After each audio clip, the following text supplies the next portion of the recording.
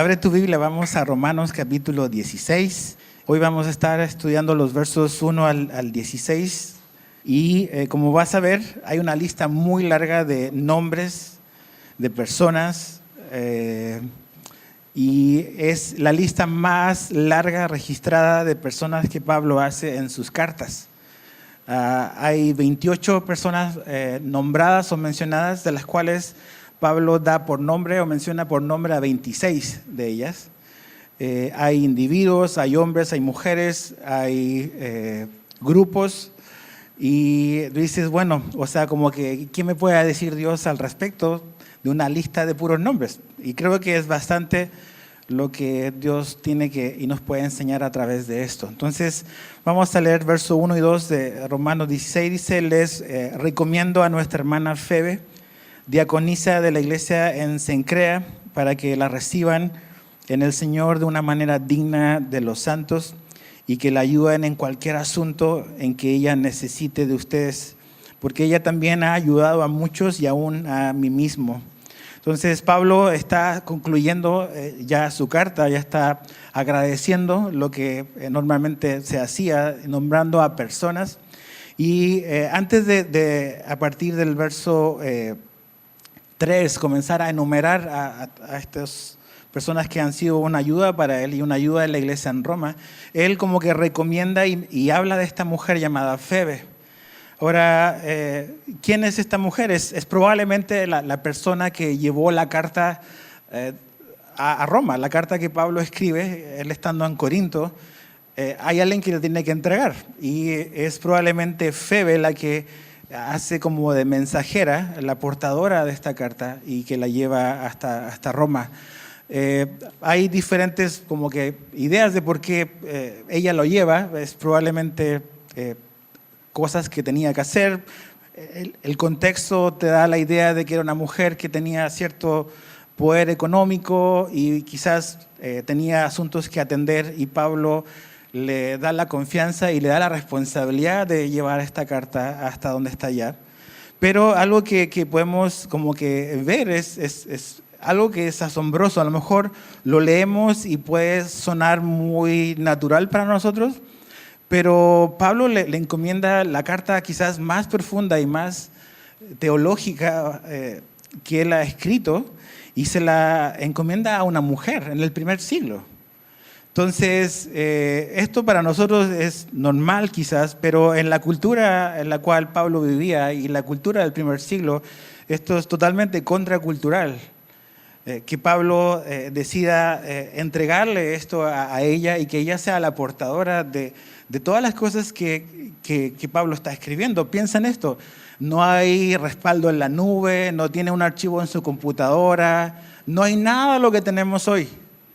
Y Pablo dice, ok, Febe es digna de confianza, yo confío en ella y le voy a entregar este documento tan importante para no solamente la iglesia en Roma, sino para la iglesia cristiana por 2000 años, se lo encomienda a esta mujer. Entonces creo que esto es importante porque a veces hay voces y hay opiniones que tratan de retratar a Pablo como un misógino y un hombre que odiaba a las mujeres, y realmente no es así. Esta lista es un buen ejemplo de que Pablo valoraba a la mujer y confiaba en ella. Y tan es así que este documento teológico tan profundo, él se lo entrega a Febe para que lo lleve a los hermanos en Roma. Se nos menciona que era una servidora en su iglesia local, la palabra que usa es diaconisa, pero la idea es básicamente una servidora, es una servidora en la iglesia en Cencrea, que era un puerto cercano a Corinto, y aparentemente da la impresión de que tenía como una responsabilidad específica dentro de la iglesia, un ministerio, y también dice que había ayudado, dice al final del verso 2, a muchos y aún a mí mismo. Esa palabra es interesante porque tiene la idea de proteger. Entonces, esta mujer, probablemente por los recursos que tenía, había sido una protectora de los cristianos en la iglesia ahí en el área de Asia. era una protectora de los hermanos, una protectora de los creyentes. Y creo que es un buen ejemplo de una mujer que ama a Jesús, que es confiable, que sirve a su iglesia local, no solamente con los talentos que Dios le da, sino que probablemente también con los recursos económicos que tenía. En el primer siglo no es tan sencillo como ahora viajar estas distancias. Para poder hacerlo, realmente tenías que tener recursos para hacerlo. Entonces, Febe los tiene y es probablemente la razón por la cual ella se había convertido en esta protectora de los cristianos en tiempos de dificultad. Pablo también había sido bendecido por eso. Entonces, creo que es un buen ejemplo para todos nosotros, pero sobre todo es una buena idea y un buen ejemplo de cómo poder usar nuestros recursos, los recursos económicos que Dios nos da o que Dios te ha dado para edificar a la iglesia, para ayudar a que el reino de Dios se siga expandiendo a través de los recursos que Dios te da. Vivimos en un mundo en que las cosas cuestan, en que tenemos que maniobrar en un mundo donde hay costos por las cosas, y Febe estaba dispuesta probablemente a invertir de sus recursos en que el evangelio de Jesús se siga expandiendo. Entonces, Pablo la recomienda porque es ella la que va a llevar el documento. Hoy en día una carta de recomendación a lo mejor no es tan usado. A lo mejor cuando te cambias de trabajo te piden una recomendación. Bueno, ¿quién eres tú? Trabajé en tal lugar. En el primer siglo era muy común que te recomendaran. No tenías Facebook, no tenías Instagram para ver qué tipo de persona es, ni andabas buscando, no podías. Entonces tenías que tener como un documento como que te dijera, te avalara, y es lo que Pablo está haciendo con Febe. La recomienda, sírvele, ayúdale lo que ella necesita y sean buenos hermanos, ¿no? Verso 3 al 5 dice: saluden a Priscila y a Aquila, y aquí empieza la lista de todos los colaboradores, de los amigos que Pablo tenía. Priscila y Aquila, mis colaboradores en Cristo Jesús, los cuales expusieron su vida por mí, a quienes no solo yo doy gracias, sino también todas las iglesias de los gentiles. Saluden también a la iglesia que está en su casa. Saluden a mi querido hermano Epeneto, que es el primer convertido a Cristo en Asia.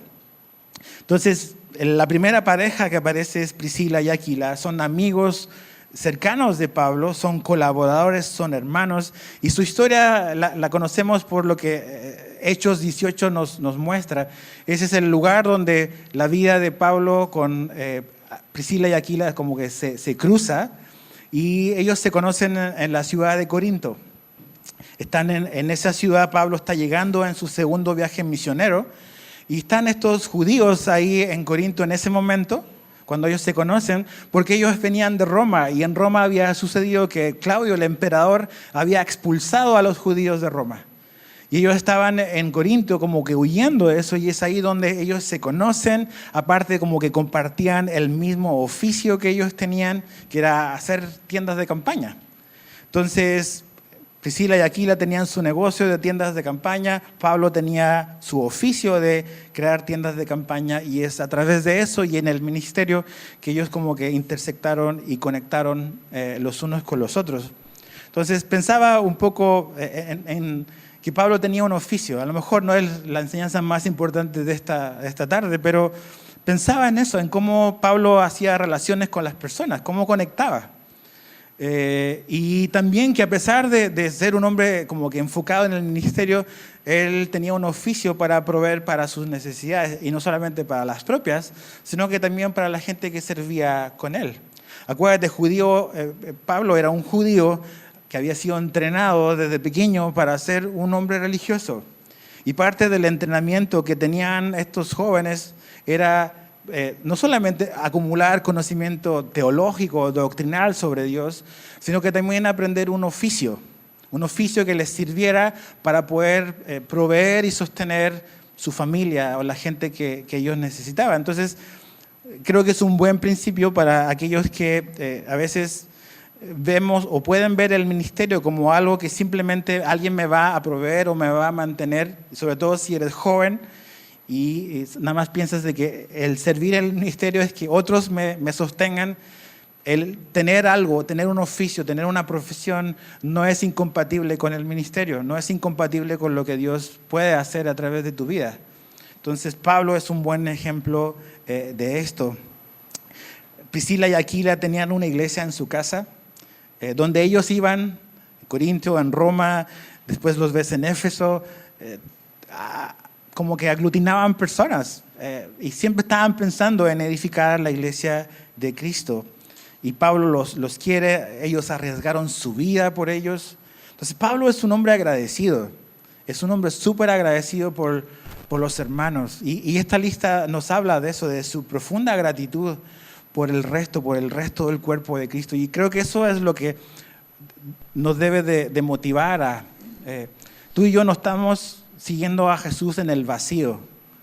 O sea, Dios nos insertó en un cuerpo, en una iglesia, en la iglesia de Cristo, pero también nos insertó en un cuerpo local, en una iglesia local, donde hay personas que Dios las usa y las quiere usar para bendecir tu vida y quiere usar tu vida para bendecir la vida de ellos. Es algo recíproco y eso debiese de generar en ti y en mí una profunda gratitud, de que la vida cristiana no tiene por qué ser una vida solitaria, una vida aislada, sino que hay estas personas por las cuales es bueno agradecer y hacérselos saber. Muchas veces nos guardamos la gratitud y nos acordamos de la gente cuando ya no está. Cuando están en otro lugar o cuando ya se murieron, como que todos se vuelven muy agradecidos. ¿Por qué no decirlo en vida y que la gente lo sepa, ¿no? Entonces Pablo está súper agradecido con Priscila y Aquila. Después habla de Epeneto. Si tienes un hijo en camino, pues ahí hay un buen nombre. Primer convertido en Asia, no es Asia lo que conocemos ahora como Asia, es Asia antigua, es Turquía, es esa área de allá. Quizás es Éfeso, no sabemos, pero es el primer convertido. Y pensaba un poco en nuestra historia. Este año la iglesia aquí cumple 20 años. Y los que llevan muchos años saben quién es el primer convertido. La oveja 1, digo yo. Ya no está con nosotros, es Mayra. Mayra fue la primera persona que llegó a esta iglesia y especialmente a través de mi esposa, le predicó de Cristo en el baño. Y ahí en el baño del trabajo esta persona recibió a Cristo y vino a la fe. ¿Y por qué esa persona es importante para nuestra historia? Por lo mismo que es importante para Pablo. Siempre el primero como que te inspira, te anima a que, ok, Dios está comenzando a hacer algo. Entonces, la oveja 1 en Asia era este hombre y Pablo está súper agradecido por esa una oveja. Creo que a veces queremos como que grandes cantidades y perdemos la capacidad de ser agradecidos por uno. Pablo está agradecido por el primero que llegó ahí. Fue significativo para él. Se acuerda de su nombre. Muy importante.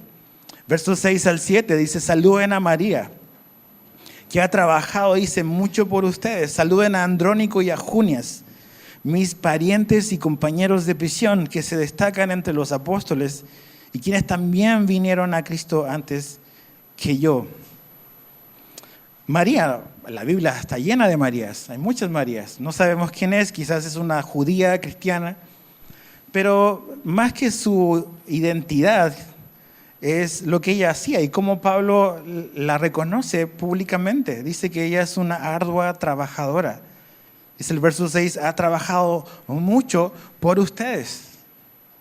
Entonces, Pablo considera que María, o sea, que los hermanos en Roma deben de estar agradecidos por la vida de esta mujer. Porque les ha servido, dice, mucho, ha hecho mucho por ustedes ahí en la ciudad para que la iglesia sea edificada. Y pensaba en esto. A veces vivimos en un mundo donde te ponen todas estas etiquetas y te dan el valor, o tu valor es asignado por lo que tienes, por recursos, por cómo te ves, por dónde vives en la ciudad. Pero realmente nada de eso es relevante para Dios.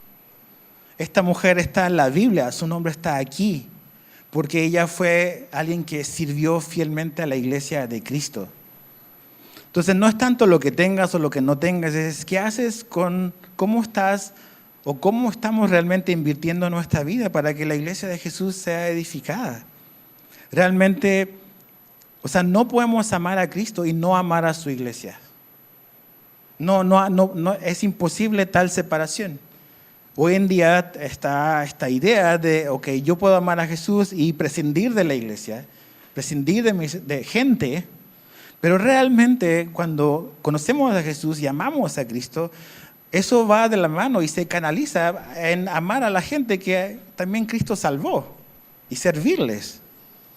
Entonces su arduo trabajo no pasó desapercibido, tan es así que el Espíritu Santo considera que su nombre debe estar en la Biblia. Entonces, ¿cómo vas a ser recordado tú? No se trata de ser famoso, no se trata de eso.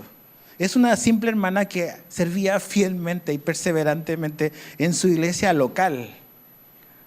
Pero Dios tenía sus ojos en ella y Dios tiene sus ojos en ti y en mí. Nada de lo que hacemos pasa desapercibido ante los ojos de Dios y no lo hacemos para ser reconocidos. Quizás y muy probablemente nadie va a reconocer lo que hayamos hecho, pero Dios sabe. Dios sabe lo que cada uno de ustedes ha hecho por su hermano, por la iglesia, para servir el reino de Dios. Después está este matrimonio, quizás Andrónico y Junias. Pablo dice que son mis parientes, no quiere decir que son su familia sanguínea, probablemente que sean de la misma tribu de Israel, probablemente son judíos, israelitas, pero quizás de la misma tribu. Pero algo que es interesante es que dice que son también compañeros de prisiones. Los apóstoles no eran los únicos que eran encarcelados por su fe. También otros cristianos pasaban por la cárcel simplemente por ser discípulos de Jesús.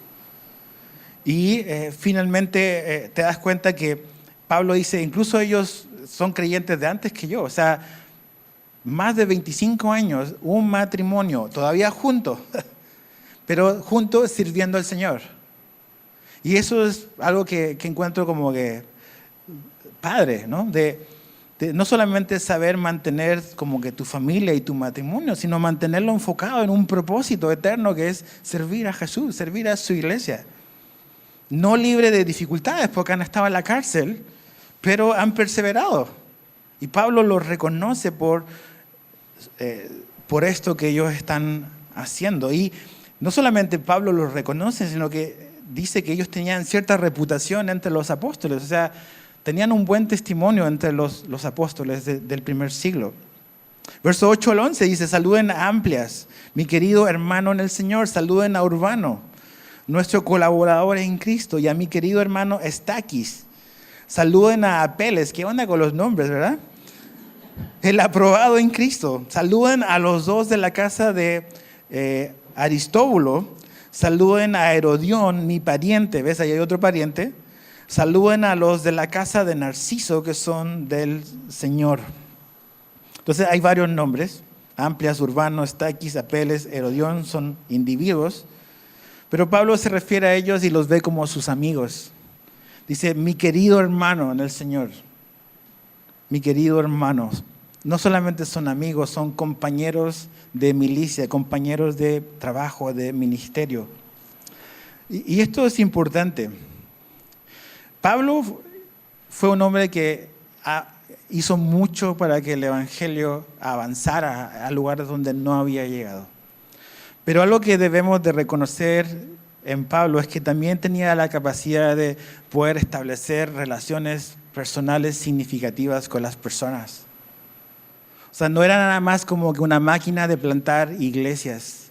Pablo amaba a las personas y Pablo sabía relacionarse con las personas. De hecho, este es un buen recordatorio de que él se acordaba por nombre de ellos. Ok, no digan ahora, ¿cuántas personas por nombre conoces de esta iglesia? Pablo está hablando de personas de otra iglesia, okay, que están en otra ciudad. ¿Cuántas personas conoces por nombre de esta iglesia?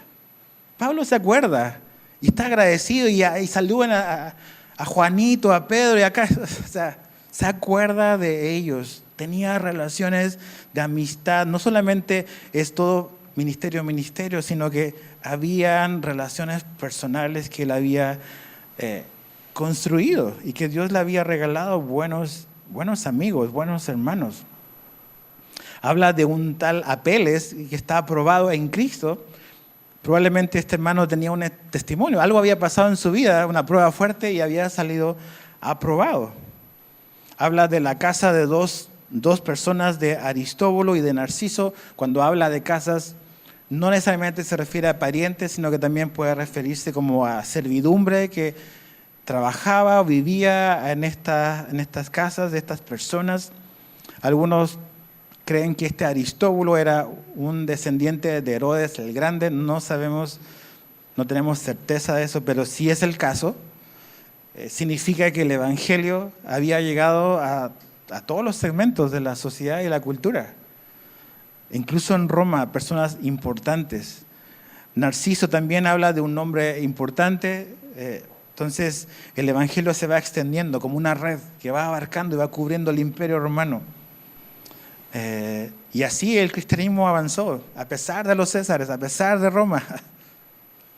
¿Dónde está Roma hoy? La gente paga miles de dólares para ir a Roma y ver ruinas, pero aquí está la iglesia de Cristo todavía. No es una ruina. Entonces, los emperadores y los Césares ya no están. Aquí está la iglesia de Cristo. Leía unos libros que hablaban de que cuando el cristianismo dejó de ser una religión perseguida en el 300 y algo, con Constantino, hay estadísticas que de cada 5 personas del Imperio Romano, 3 ya eran cristianos. Y todo eso a pesar de la persecución, a pesar de lo que hicieron los emperadores, a pesar de todas esas cosas, el cristianismo estaba avanzando.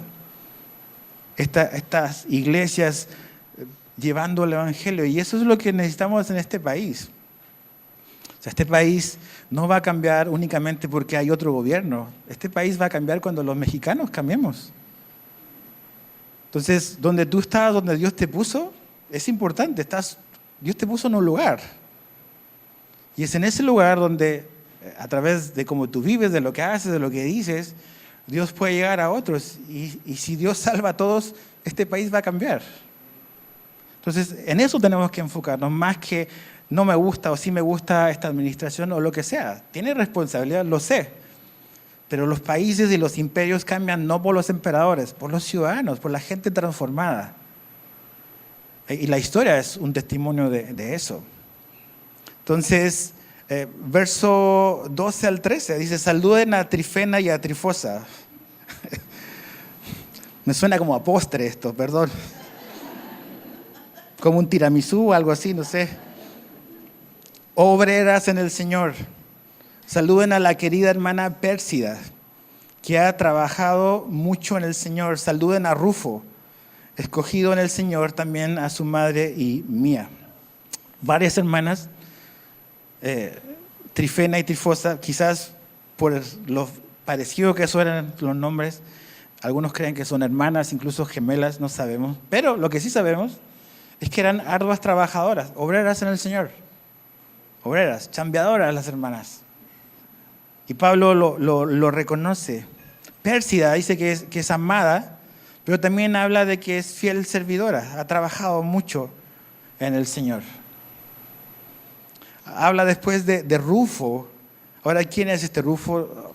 No podemos ser dogmáticos, pero si lees Marcos 15, Marcos fue el primer evangelio escrito. Y se cree que Marcos o Juan Marcos lo escribió desde Roma. Y en el capítulo 15, verso 21, Marcos habla de un hombre que ayudó a Jesús a cargar la cruz, Simón de Cirene. Y Marcos menciona que Simón de Cirene es padre de un hombre llamado Rufo. ¿Ok? Entonces, ¿por qué Marcos, si lo escribió desde Roma, mencionaría que este hombre cargó a la cruz, pero aparte conoce el nombre de sus hijos?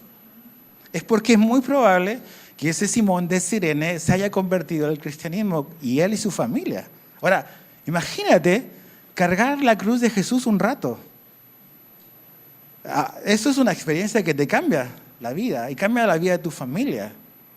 Entonces, quizás es este Rufo, pero lo interesante es que no solamente dice eso, se acuerda por nombre, sino que habla de que la madre de Rufo, o sea, la esposa de Simón de Cirene, probablemente, él la ve como una madre, como una mamá para él. Entonces, Pablo es una máquina de plantar iglesias, pero necesita amor maternal, necesita el amor de una mamá. No conocemos nada de la familia de Pablo. En ninguna parte él habla de esposa, de padre o de madre, pero en esta carta se refiere a esta mujer, que no sabemos su nombre, como una mamá para él. Entonces, como decía Alberto hace un rato, a lo mejor Dios no te dio la posibilidad de tener un hijo biológicamente, pero a lo mejor te da la posibilidad de tener un hijo por elección. Como esta mujer vio a Pablo y lo amó como si fuese un hijo, y Pablo se sentía amado por esta mujer y lo agradece. Y está agradecido con ella. O sea, el amor de una mamá siempre es necesario. Siempre es bueno tenerlo en nuestra vida. Entonces, esta mujer había abrazado con un corazón maternal a este hombre, a Pablo. Verso 14 al 16 dice, saluden a Síncrito, a Flegonte, a Hermes, a Patrobas, a Hermas y a los hermanos con ellos. Saluden a Filólogo y a Julia, a Nereo y a su hermana y a Olimpas. Todos los santos dice que están y a todos los santos que están con ellos. Verso 16, salúdense los unos a los otros con un beso santo. Todas las iglesias de Cristo los saludan. Ok, hay un grupito largo de 5 hombres que menciona. Y dice también los que están con ellos, es probablemente una iglesia en casa. En el primer siglo las iglesias funcionaban en casas, no habían iglesias como lo que tenemos ahora, grandes edificios, es una, de comillas, religión disidente, perseguida en un momento, entonces no tenían la libertad, se reunían en casas. Y probablemente Pablo ha mencionado quizás 5 iglesias en casas en esta lista de personas que son responsables de esas iglesias en casas. Ahora, estaba leyendo, no soy experto en el idioma original, pero decía que en esta lista de los primeros hombres del verso 14, estos 5 hombres que aparecen aquí, eran, dice, nombres comunes, pero eran nombres comunes usados por esclavos. Y pensaba si eso es cierto. Lo que esta lista nos muestra es que hay todo tipo de personas en la iglesia. Hay gente importante que es descendientes de Herodes el Grande. Hay gente que quizás son funcionarios de la casa de César. Hay mujeres, amas de casa. Hay matrimonios, pero también hay esclavos. Entonces, lo que eso nos muestra es una hermosa paleta de colores de la gente distinta que forma la iglesia de Cristo. Y creo que eso es muy importante, que la iglesia es para todo tipo de personas. Para todo tipo de personas. No eres bienvenido o eres rechazado acá por el lugar de la ciudad en la que vives, por si tienes la primaria o si tienes un doctorado. Eso es irrelevante para Dios. Lo que nos mantiene unidos es Jesucristo. Y que hemos venido a Él porque Él nos rescató y salió a nuestro rescate. Entonces, la iglesia en Roma es un buen ejemplo de lo que debiese ser la iglesia de Cristo. No hay como uniformidad. Qué aburrida sería la iglesia si todos fuesen como somos nosotros. Sería lo más aburrido. Y no solamente lo más aburrido, no habría ninguna transformación. Es precisamente interactuar con gente completamente distinta. Es la herramienta que Dios usa para santificarnos, ¿no? Y para transformarnos. Entonces, estos hombres, probablemente esclavos, son parte también de la iglesia. Filólogo y Julia, otro matrimonio probablemente, Nereo y su hermana, Olimpas. O sea, una lista muy larga de gente que es parte importante y que Pablo conoce por nombre. Ahora, no lo dije aquí, no lo dije al inicio, perdón, pero es importante mencionarlo. Generalmente tú le preguntas a un estudioso, un hombre de la Biblia, y te va a decir que quizás el libro más importante de toda la Biblia, quizás es Romanos. Y este libro, en cierta manera, lo han agarrado los teólogos y han partido el libro y hacen y deshacen con este libro. Pero lo que esta lista me muestra es que Pablo escribió esta carta no pensando en teólogos. Pablo escribió esta carta para gente común y corriente como tú y yo. Para gente importante, para gente no tan importante. Para matrimonios, para solteros. Para mujeres, para hombres. Para conocidos, para esclavos. Entonces, la intención de Pablo no era que le tengamos miedo a este libro y a las doctrinas que le enseña acá, sino que podamos abrazarlo y entender que es gente común y corriente. El señor de la esquina, el que limpia los zapatos en la esquina, la señora que vende la tortilla en la otra esquina, pueda comprender las verdades profundas de Dios. No es nada más para una élite intelectual esta carta, es para gente como la que aparece acá. Cuando Pablo está escribiendo su carta, está pensando en todos los nombres que él menciona acá. Y eso es muy importante. Ahora, dices, ¿qué puedo aprender? ¿Cómo puedo aplicar esto en mi vida? Y en esto quiero como que tomarme un poquito de tiempo. Esta lista es una serie de nombres. Y a lo mejor dices, no saco nada limpio. Creo que hay bastante que sacar en limpio. Lo primero que esta lista me muestra es que el compañerismo cristiano es esencial. ¿Okay? El compañerismo cristiano es esencial. La iglesia desde su comienzo, en el libro de los Hechos, el compañerismo, la comunión, o sea, la koinonía, lo que a veces llamamos como koinonía, está desde el inicio.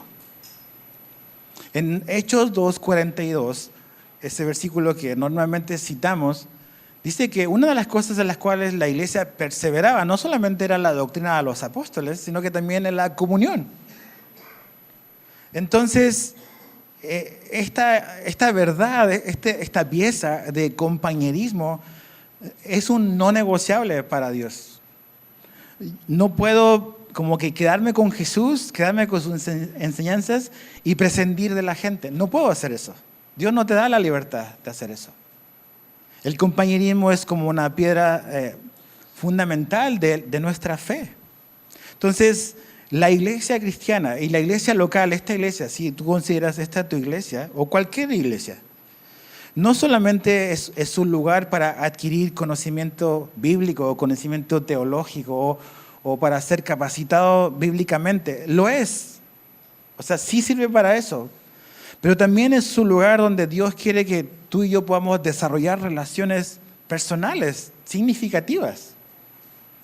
O sea, otra vez, Dios no nos salvó para vivir nuestra vida de fe en el vacío, sino que Dios nos insertó en algo que Él creó, que es la iglesia.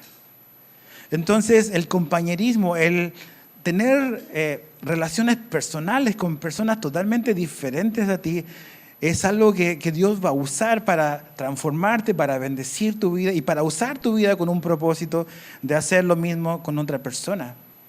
Esta pequeña frase, unos a otros, se repite muchísimas veces en el Nuevo Testamento. Tenemos una responsabilidad los unos con los otros.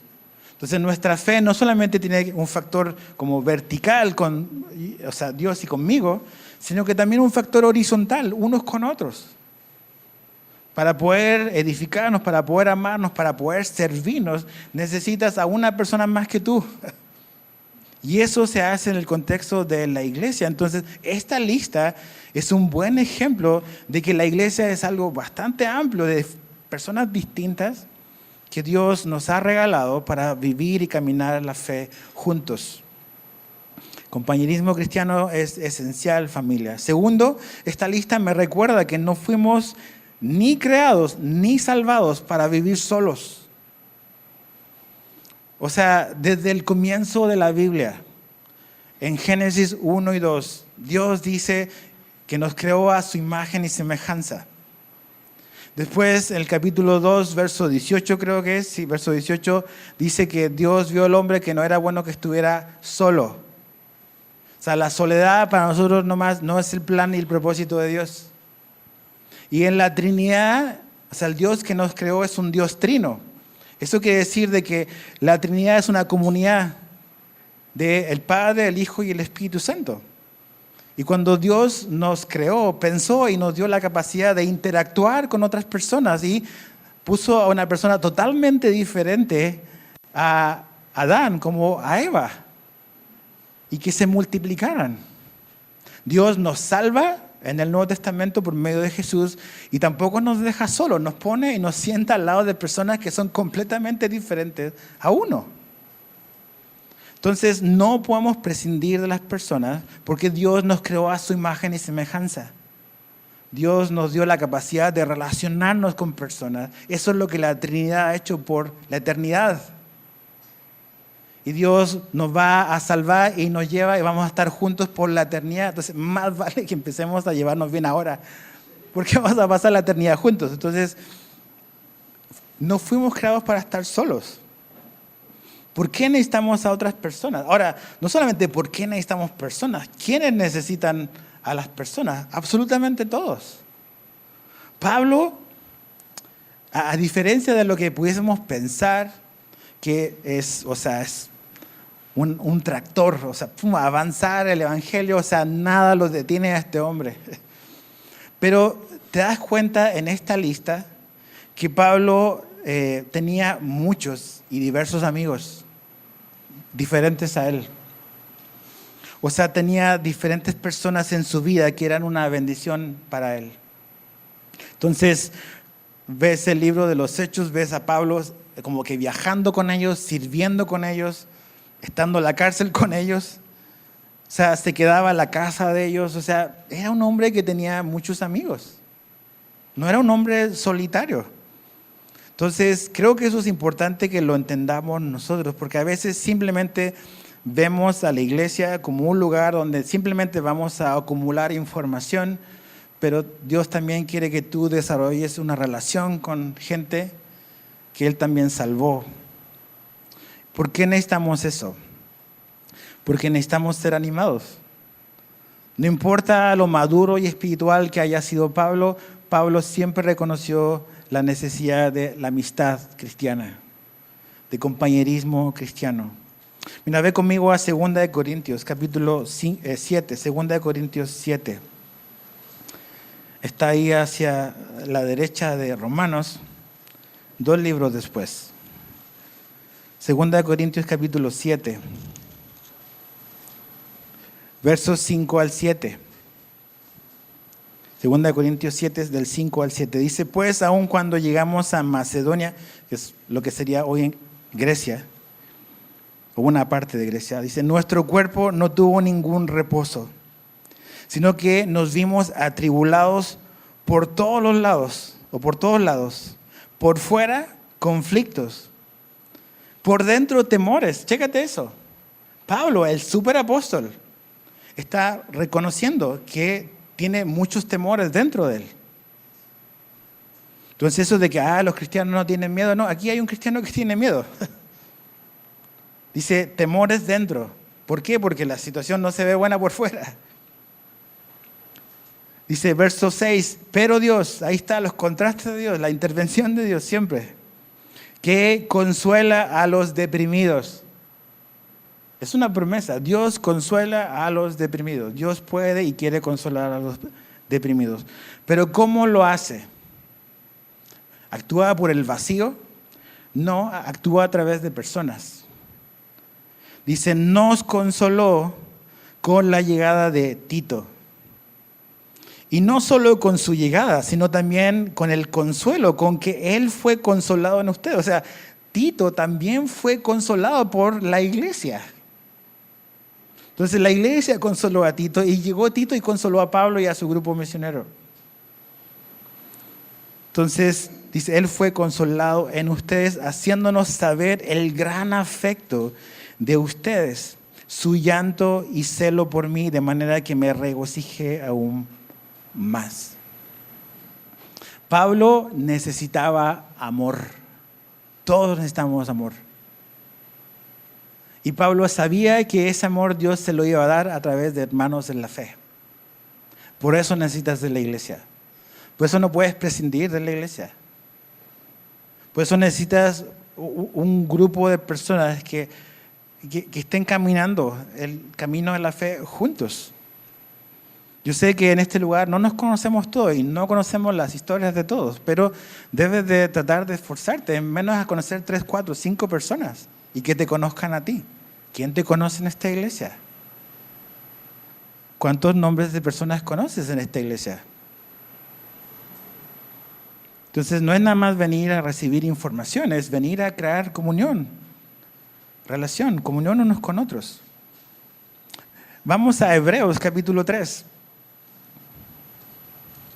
Hebreos 3, verso 12 y 13.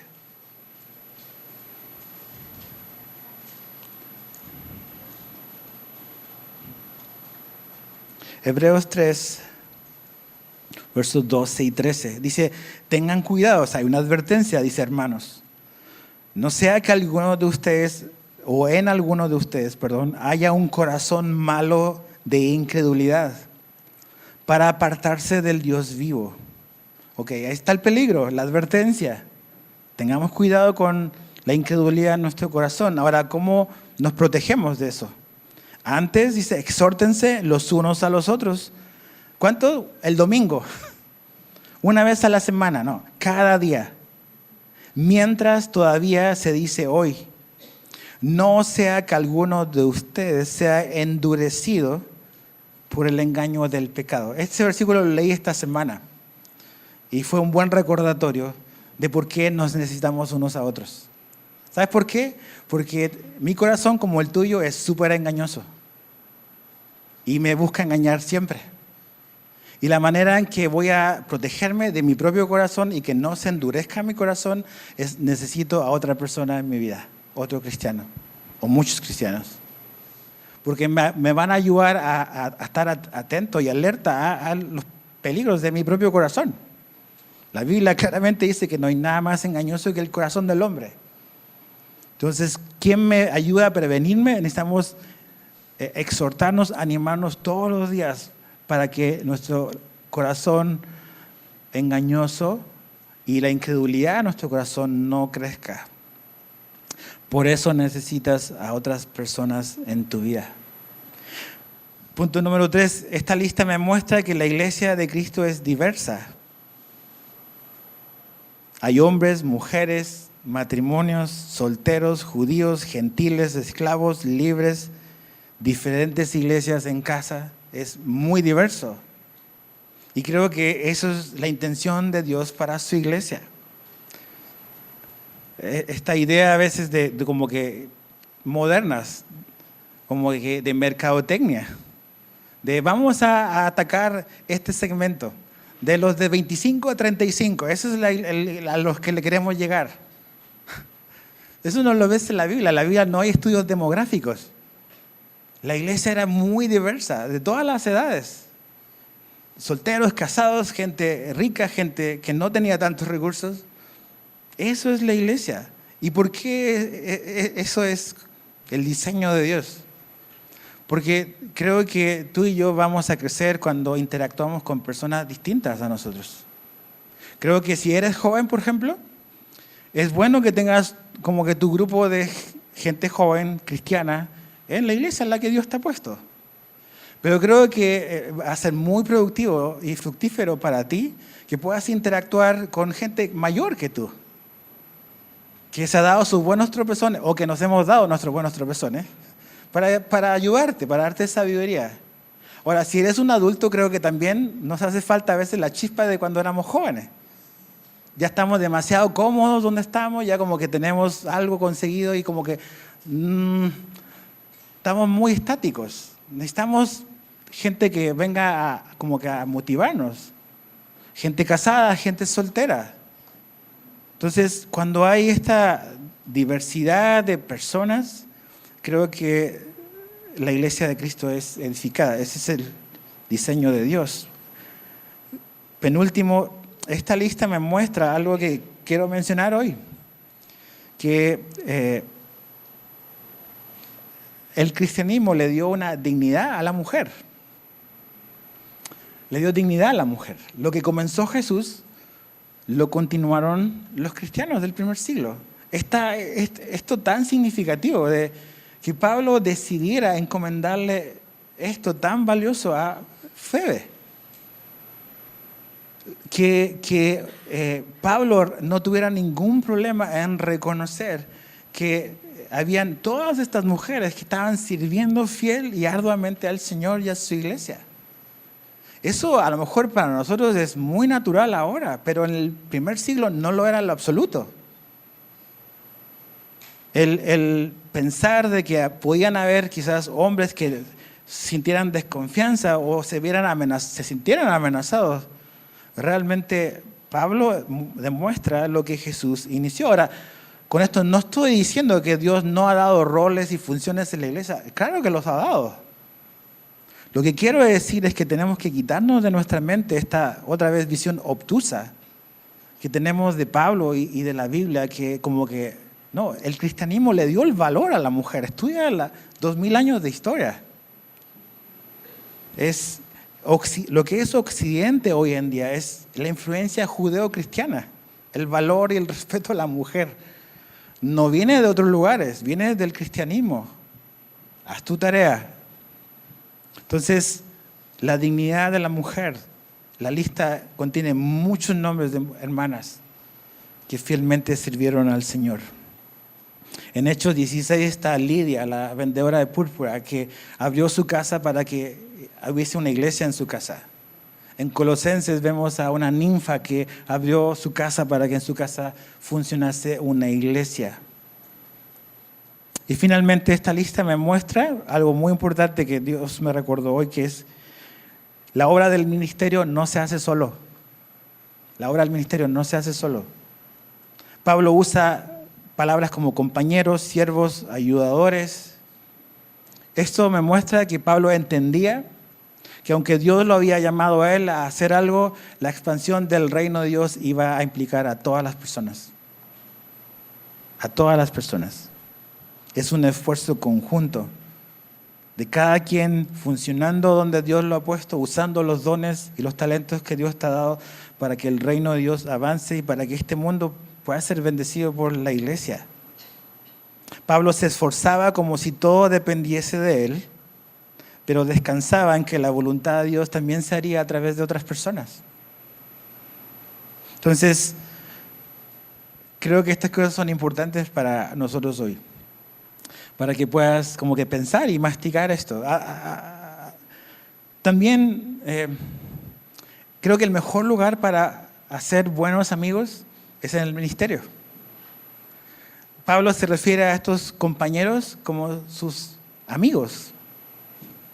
Y creo que en mi vida y en la vida de mi esposa te puedo dar testimonio de esto. O sea, creo que los grandes amigos de nosotros son los amigos que hemos hecho a lo largo de los años en el ministerio. Aquí en la iglesia y con otros ministerios de otras iglesias. Entonces, mis amigos de la prepa, me acuerdo de ellos, les tengo gran cariño. Pero los amigos que han perdurado en el tiempo son los que Dios me ha regalado en el ministerio. Y creo que en esta iglesia en particular, o sea, esta iglesia, Dios me ha regalado buenas amistades, buenos hermanos. Y esta iglesia ha avanzado por la vida de ellos, ¿no? Como Pablo dice, en la iglesia en Roma, toda esta gente ha hecho algo y ha contribuido para que la iglesia en Roma, para que su fe se expanda, o la fama de su fe se expanda por todo el mundo conocido. Entonces, definitivamente, en esta iglesia, en Calvary Cancún, no sería lo que es por muchas personas que ustedes conocen, porque Dios los ha agregado acá.